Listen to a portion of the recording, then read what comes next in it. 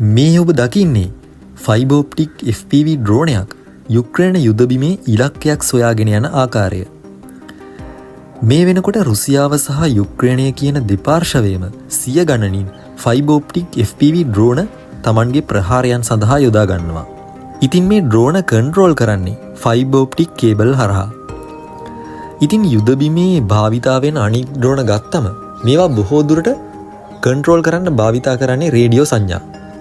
ඉතින් එවැනි ඩ්‍රෝන සාමාන්‍යයෙන් බහුල වශයෙන් රේඩියෝ සංඥා බිඳ වැටීම මගින් පාලනයෙන් ගිලිහෙනවා වගේම සතුරු පාර්ශවයේ ඉලෙක්ට්‍රොනික වෝෆෙයා පද්ධති වලින් සිදු කරන ජෑමින් වලට හසු වෙලා පාලනයෙන් ගිලිහීම සිද්ධ වෙනවා. ඉතින් මේවා වළක්ව ගන්න මේ ෆයිබර් ඔප්ටික් ඩ්‍රෝන හරහා රුසියා සහ යුක්‍රේන හමුදාවන් වලට හැකි වෙලා තියෙනවා. ඒ වගේම මේ ඩ්‍රෝන වල භාවිතා කරන ෆයිබර් ඔප්ටික් කේබල් හරහා ඉතාමත් අඩු ලේටන්සි එකකින් සුපැහැදිලි දර්ශන වගේම දත්ත ඩ්‍රෝනය හසුරවන්නාට ලබා ගන්නත් ඩ්‍රෝනය වෙත දත්ත ලබා දෙන්නත් හැකියාව තියෙනවා. මේ ඩ්‍රෝන වළක්වන්න තියෙන හොඳම ක්‍රමය තමයි මේ ඩ්‍රෝනය පසුපස සමග සම්බන්ධය තියාගෙන ඉන්න ෆයිබර් ඔප්ටික් කේබල් එක විසන්ධි කිරීම හෝ මේ ඩ්‍රෝනයට වෙඩි දබා විනාශ කිරීම. ඉතින් මීටර් 100ක් පමණ දුරකදී මෙවැනි ඉතාමත් කුඩා ඩ්‍රෝනයකට වෙඩි දබා බිම හෙලනවා කියන එක ඉතාමත් පහසු දෙයක් නෙමෙයි. මොකද ඒ සඳහා ඉතාමත් නිර්වද්‍ය ලෙස ප්‍රහාර එල්ල කළ යුතුයි. ඉතින් මේ ඩ්‍රෝන ක්‍රියා කරන තාක්ෂණය ඉතාමත් සරලයි. සාමාන්‍ය FPV ඩ්‍රෝනයකට මේ ෆයිබර් ඔප්ටික් කේබල් රීල් එකක් සවි කරලා තමයි මේ ඩ්‍රෝනය භාවිතා කරන්නේ. ඉතින් මේ ඩ්‍රෝනයට බලය ලබා ගන්නේ ඩ්‍රෝනයට සවි කරලා තියෙන බැටරි වලින්. ෆයිබර් කේබල් එකක් භාවිතා කරන්නේ පසුපසට දත්ත ලබා ගන්න සහ ඩ්‍රෝනය පාලනයට අවශ්‍ය දත්ත ඩ්‍රෝනය වෙත ලබා දෙන්න. ඉතින් මේ ඩ්‍රෝන වලට මේ වෙනකොට මිනිත්තු 20ක පමණ කාලයක් ගුවනේ රැඳී ඉන්න පුළුවන් වගේම කිලෝමීටර් 20ක පමණ පරාසයේ Tamanගේ මෙහෙයුම් සිදු කරන්න පුළුවන්. ඉතින් මේ ඩ්‍රෝන රේඩියෝ සංඥා නිකුත් කරන්නේ නැති නිසා මේවා සතුරු පාර්ශවයේ ඉලෙක්ට්‍රොනික වෝෆෙයා සිස්ටම්ස් වලට හඳුනා ගන්න ඉතාමත් අපහසුයි වගේම සතුරු පාර්ශවයේ ඉලෙක්ට්‍රොනික ජෑමින් පද්ධති වලට හසු වෙන්නේ නැහැ.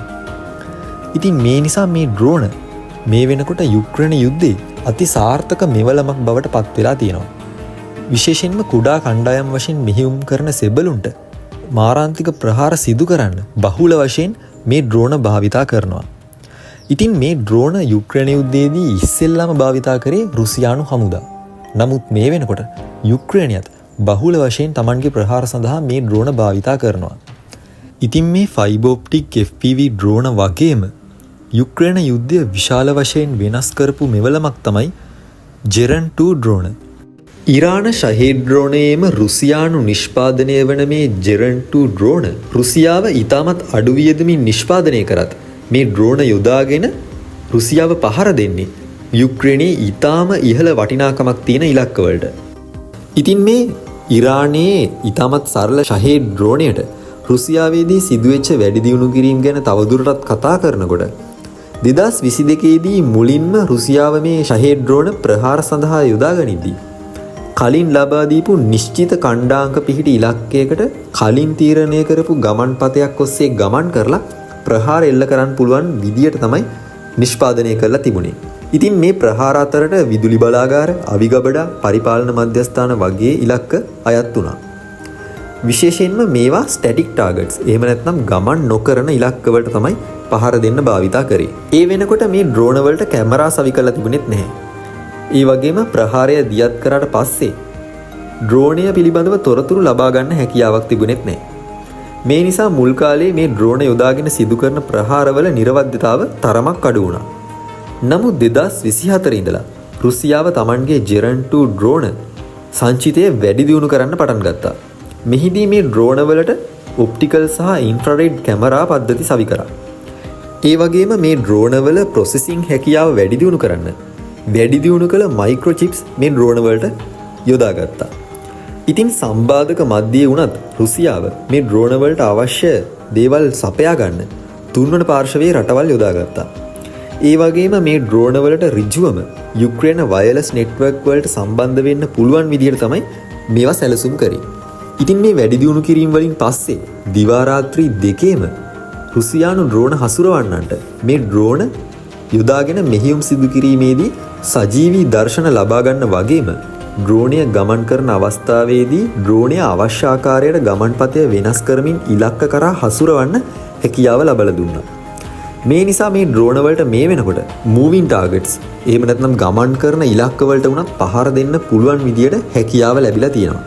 මේ අනුව මේ ඩ්‍රෝන යොදාගෙන මිලිටරි කන්වොයිස් වලට පහර දෙන්න තියෙන හැකියාව නිසා යුක්‍රේන සැපයුම් ජාලා දැඩි ලෙස අකර්මණ්‍ය කරන්න මෙමගින් හැකියාව ලැබිලා තියෙනවා. ඒ වගේම මේ ඩ්‍රෝනවල පවතින නවීන ඔන්බෝඩ් ප්‍රොසෙසර්ස් වලට සජීවී දර්ශන විශ්ලේෂණය කරලා අවශ්‍ය ඉලක්ක ලොක් කරන්න හැකියාවක් තියෙනවා. ඩ්‍රෝනය හසුරවන්නා සමග ඩ්‍රෝනයට සම්බන්ධය නැති වෙච්ච අවස්ථාවක වුණත් මේ තාක්ෂණය නිසා රුසියානු ඩ්‍රෝන වලට නිවැරදි ඉලක්කය හඳුනාගෙන ඒ ඉලක්කය ලොක් කරලා ප්‍රහාරය එල්ල කරන්න හැකියාව තියෙනවා.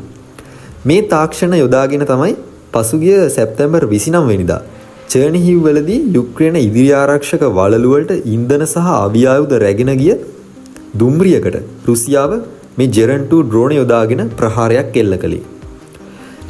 ඒ වගේම මේ ඩ්‍රෝන වලට ඇන්ටනා සහ සිම් කාඩ් සවි කරලා මේ ඩ්‍රෝන නැවිගේෂන් කරන්න තියෙන හැකියාවත් වැඩි දියුණු කරලා තියෙනවා. මෙහිදී මේ ඩ්‍රෝන සෙලියුලර් නෙට්වර්ක් යොදාගෙන අවට තියෙන දුරකථන සංඥා කුළුණු වලින් සංඥා ලබාගෙන අවශ්‍ය ස්ථාන හඳුනා ගැනීම සිද්ධ කරනවා. මේ නිසා යුක්‍රේනය භාවිතා කරන දියුණු ඉලෙක්ට්‍රොනික වෝෆෙයාර් සිස්ටම් වලින් GPS අවහිර කරපු අවස්ථාවලට වුණත් මේ ඩ්‍රෝන යොදාගෙන නිර්වද්‍ය ප්‍රහාර සිදු කිරීමේ හැකියාව තියෙනවා. ඉතින් මේ තාක්ෂණය රුසියාවට Tamanගේ ඩ්‍රෝන යානාවලට සජීවී තොරතුරු ලබා ගන්න තියෙන හැකියාවත් වැඩි දියුණු කරලා තියෙනවා. ඒ අනුව මේ ඩ්‍රෝන පවතින උස, ස්ථානය, වේගය වගේ තොරතුරු වගේම ඇතැම් වෙලාවට මේ ඩ්‍රෝනවල දර්ශන යොදාගෙන ඉදිරි ප්‍රහාර සැලසුම් කරන්නත් අවස්ථාව ලැබිලා තියෙනවා. මේ සෙලියුලර් දත්ත භාවිතයෙන් යුක්‍රේන සෙබළු සිටින ස්ථාන හඳුනා ගැනීමේ හැකියාවකුත් තියෙනවා. මේ නිසා තමයි බොහෝ දුරට මේ යුක්‍රේන යුද්ධය තුල සෙබළුන්ට දුරකථන භාවිතය සීමා කරලා තියෙන්නේ. ඉතින් මේ ජෙරන් 2 ඩ්‍රෝනවල මේ තාක්ෂණික වැඩි දියුණු කිරීම ඊටාම සරල තාක්ෂණයක් අති දියුණු ඩිෆෙන්ස් සිස්ටම්ස් මගහරින්න භාවිතා කරන අසමමිතික යුද කලාවක් විදියට නම් කරන්න පුළුවන්. යුක්‍රේන ඉහළ පෙළේ හමුදා නිලධාරීන් පවා පවසනවා රුසියානු ගුවන් ප්‍රහාර එල්ලවන අවස්ථාවලදී යුක්‍රේනය තුල මොබයිල් නෙට්වර්ක්ස් ෂට් ඩවුන් කරලා තියෙන එක මේ ප්‍රහාර වලින් සිදුවන හානි අවම කරගන්න හේතු වෙනවා කියලා. අනිත් පැත්තෙන් රුසියාව යුක්‍රේන ප්‍රහාර අවස්ථාවලදී ක්ෂණිකව Tamanගේ දුරකථන සංඥා අවහිර කරනවා. මේ 9 වෙනිදා රුසියාවේ බ්‍රයන්ස්ක් ප්‍රදේශයේ ආශ්‍රිතව යුක්‍රේනයේ සිදු කරපු විශේෂ මෙහෙයුමකදී රුසියාවේ ප්‍රදේශවලට එල්ලවෙච්ච දැවැන්ත ප්‍රහාරයේ අවස්ථාවේදී රුසියානු ප්‍රදේශ 40ක පමණ දුරකථන සංඥා බිඳ වැටීම් වාර්තා වුණා. ඉතින් මේ ප්‍රහාර අවස්ථාවලදී රුසියාව Tamanගේ දුරකථන සංඥා අවහිර කරන එකට හොඳ උදාහරණයක්. ඉතින් කොතරම් දියුණු තාක්ෂණයක් භාවිතා කරත් මේ ඩ්‍රෝන ක්‍රූස් මිසයිලයකට වඩා ඉතාමත් අඩු මුදලකට නිෂ්පාදනය කරන්න පුළුවන්. ඉතින් මේ ෆයිබර් ඔප්ටික් FPV ඩ්‍රෝන වගේම ජෙරන් 2 ඩ්‍රෝනවල වැඩි දියුණු කිරීම ගැන ඔබේ අදහස් මොනවද? ඔබේ අදහස් පහලින් කමෙන්ට් කරන්න. මෙවැනි වීඩියෝ නරඹන්න අපගේ channel එක අදම subscribe කරලා තියාගන්න.